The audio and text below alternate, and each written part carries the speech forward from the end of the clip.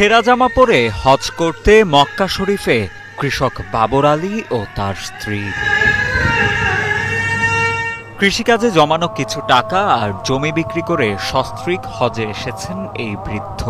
কষ্টের টাকায় নবীজির রওজা মুবারক দেখার সৌভাগ্য হলেও কিনতে পারেননি আর নতুন জামা, তাই হয়তো পুরাতন ছেঁড়া জামা পরেই হজে এসেছেন বাবর আলী।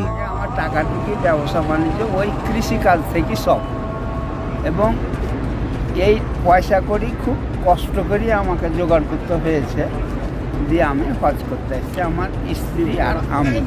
আমার শেষ ইচ্ছা ছিল যে আমি একটা হজটা করবো আল্লাহ পাক এরা করে। আর্থিক অবস্থা এতটা ভালো না থাকায় নিজে পোশাকের দিকে নজর দিতে পারেননি তিনি।